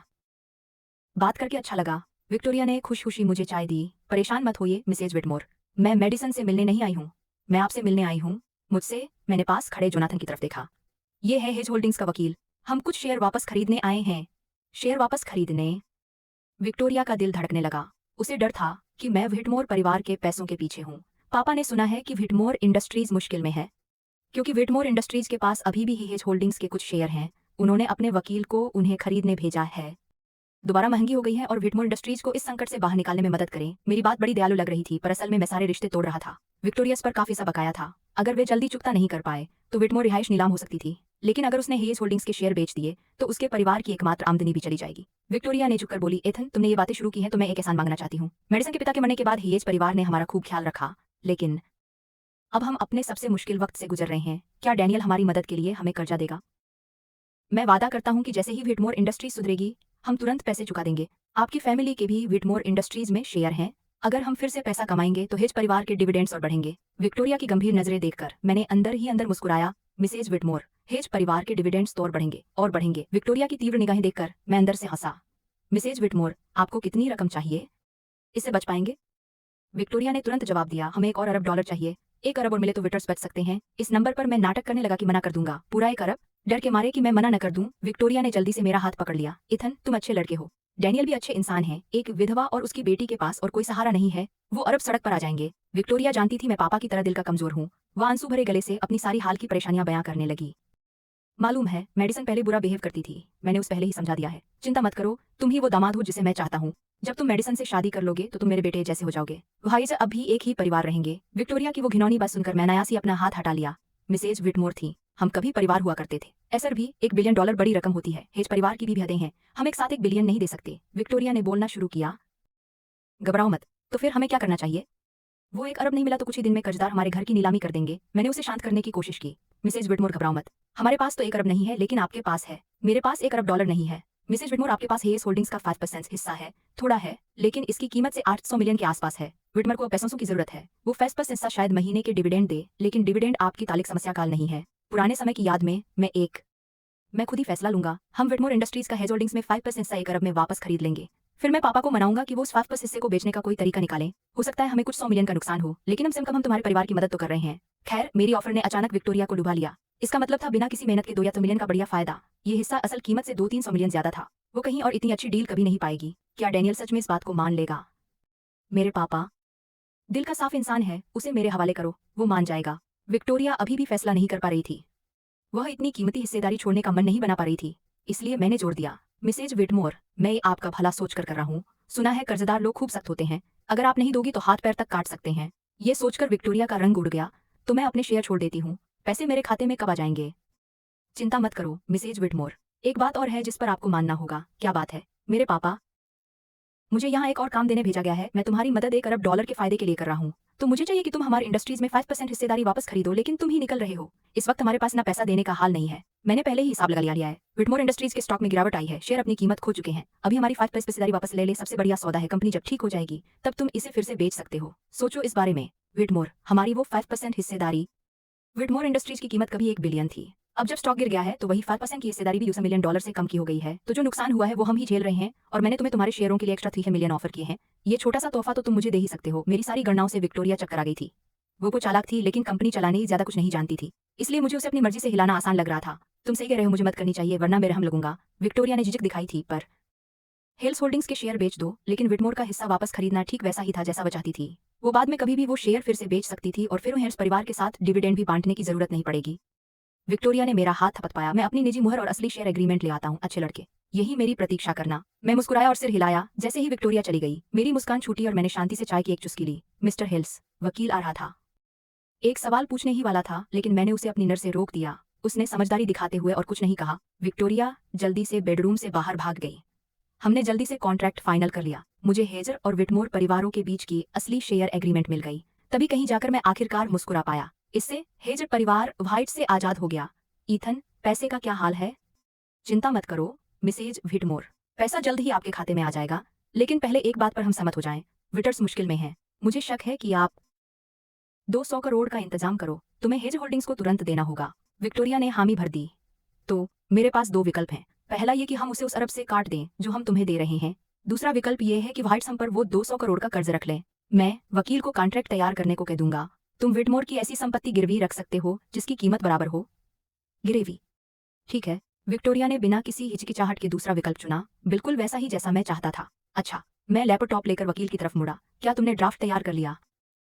जैसा हमने बात की थी, कॉन्ट्रैक्ट तैयार है। वकील ने नया ड्राफ्ट विक्टोरिया और मुझ में दिखाया। इसे प्रिंट कर लो। अगर ये आपके लिए ठीक लगे मिसेज विटमोर, तो हम आज ही साइन कर देंगे, फिर तुरंत पैसे ट्रांसफर कर सकेंगे। विक्टोरिया बार बार से हिला रही थी। उसे कॉन्ट्रैक्ट समझ में नहीं आते थे, लेकिन जब तक शर्तें विटमोर के पक्ष में थी वह खुश थी। मैं आराम से अपनी चाय पी रहा था। जब विक्टोरिया ने कॉन्ट्रैक्ट पढ़ा, स्टैम्प किया और साइन किया, तो मेरे चेहरे पर एक संतुष्ट मुस्कान आ गई। मिसेज विटमोर, चलिए विटमोर के 5 का इस्तेमाल करते हैं।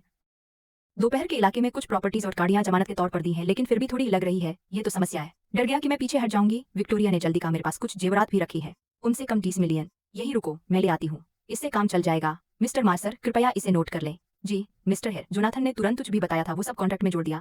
जैसे ही विक्टोरिया ने साइन और मुहर लगाई, मैं खड़ा हो गया। कंपनी की मुहर लगते ही हम ट्रांसफर कर देंगे। विटमोर इंडस्ट्रीज के खाते में पैसा भेज दिया। मिसेज विटमोर, मैं अब चलती हूँ। अरे, तुम जा रही हो? मेडिसन के साथ डिनर पर तो रुकोगी? नहीं धन्यवाद मिसेज विटमोर। मैं मिस्टर मर्सर के साथ विटमोर हवेली से बाहर आई। अगर मैं और 1 सेकंड रुक जाती तो हंसते हंसते पागल हो जाती। मिस्टर हेज, क्या ये वाकई ठीक था? ऐसे क्यों नहीं होना चाहिए? इतने सालों में हमने व्हाइट्स को कितना पैसा दिया है, इस बार वो हमें वापस चुका रहे हैं। मेरा चेहरा शांत रहा। खैर जो भी हो, मैं हेज परिवार को एक और घाटे का सौदा कर दिया, और मैं सफेद लोगों को हमारा फायदा उठाने नहीं दूंगा। जब मैं उस शाम घर पहुंचा तो पापा अभी भी इस बात को लेकर चिंतित थे कि शायद सब कुछ ठीक नहीं हुआ होगा, खासकर जब उन्होंने जोनाथन का झिझका हुआ चेहरा देखा। पापा ने कहा, बस मुझे बता दो कि कितना नुकसान किया है, ताकि मैं समझ सकूं क्या उम्मीद रखूं। हमने 7 मिलियन कमाए। जोनाथन ने पापा को वो समझा दिया जो उसने उसी दिन के साथ साइन किया था। पापा ने शक के साथ कॉन्ट्रैक्ट खोला। दिखाओ कैसे तुमने 7 मिलियन कमाए। पापा ने शुरुआत में ज्यादा नहीं दिया, लेकिन जैसे जैसे उन्होंने पढ़ा, जितना ज्यादा वो हैरान हुआ उतना ही ज्यादा चौंक गया। उसने यहाँ तक कि अपनी पढ़ने वाली चश्मा भी पहन लिया, जैसे बिल्कुल दंग रह गया हो। विक्टोरिया ने ये सब मंजूर कर लिया था। हाँ, उसने सिर्फ 1 अरब के लिए रिश्ते तोड़ने को तैयार कर लिया था। उसने हमारे हेयर होल्डिंग्स के शेयर वापस कर दिए और घरों और गाड़ियों को गिरवी रख दिया। पापा, ये सब काले और सफेद में लिखा हुआ है। मैं आपसे झूठ क्यों बोलूंगी?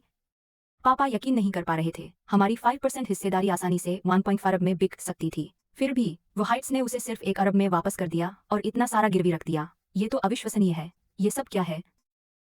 जमानत? पापा, क्या हमारे पास विटमोर इंडस्ट्रीज के शेयर नहीं हैं? मिसेज विटमोर वो शेयर तुरंत नहीं खरीद सकी, तो मैंने उनसे कहा कि बराबर की कीमत की कोई संपत्ति गारंटी के तौर पर रखो। इससे फिलहाल वो हमसे पैसा ले सकती हैं। अगर वो तय तारीख तक पैसे नहीं दे पाईं, तो हम गारंटी वाली संपत्ति नीलाम करके अपना पैसा वापस ले सकते हैं। पापा थोड़े हैरान हुए। पहले विटमोर सिर्फ आईयूएस साइन करते थे हमारे जो भी पैसे थे उसके लिए, जिनकी कोई वापसी की तारीख भी नहीं होती थी, क्योंकि वो सिलसिले से वो उसके दोस्त थे। पापा कभी भी सख्त शर्तों पर जोर नहीं दिया था। पिछले 1 साल में विटर्स ने करोड़ों का कर्ज जमा कर लिया था, लेकिन विक्टोरिया और मेडिसन बार बार कहते रहे कि वे पैसे वापस नहीं कर सकते। पापा ने कभी सोचा भी नहीं था कि मैं सच में विक्टोरिया को गारंटी देने वाला समझौता करवाने में कामयाब हो जाऊंगा। मम्मी ने बात की, लेकिन विटमोर इंडस्ट्रीज का शेयर गिर गया है। वो 5% हिस्सा अब उसकी इतनी कीमत नहीं रखता। फिर वो इतना बड़ा गारंटर क्यों देंगी? मम्मी, वो हाइटर्स कभी एक ताकतवर परिवार हुआ करते थे। मिसेज विटमोर उन्हें समझ नहीं पा रही हैं। फाइनेंस, उसे बाजार में क्या हो रहा है कुछ समझ नहीं था। मैंने वाइट्स की थोड़ी तारीफ की और वह मान गई। लेकिन क्या ये थोड़ा गलत नहीं है? इसमें गलत क्या है? पिछले साल वाइट्स हम पर काफी कर्जदार थे। उनमें से कोई भी हमें वापस पैसे देने का इरादा नहीं था। आज मिसेज विटमोर ने मुझे अपनी जेवरात दिखाए। उनकी कीमत करोड़ों में थी। साफ दिख रहा है कि वे चुका सकते हैं, बस वे करना नहीं चाहते। वैसे भी हर कोई जानता है कि वाइट्स कर्ज में डूबे हैं। हम पहले ही उनकी कर्ज चुकाने की पूरी कोशिश कर रहे हैं। मैंने अपने माँ बाप की तरफ देखा और कहा, हाँ, सच कहूं तो मम्मी पापा, बिजनेस इज्जत से होना चाहिए, लेकिन अगर सामने वाले उसकी कदर नहीं करते तो हमें कमजोर नहीं पड़ना चाहिए। मैं अपनी पिछली जिंदगी में वाइट्स ने हेज परिवार के साथ जो किया था वो कभी नहीं भूलूंगा। इस बार मैं उनका ही सबक सिखा रहा हूँ।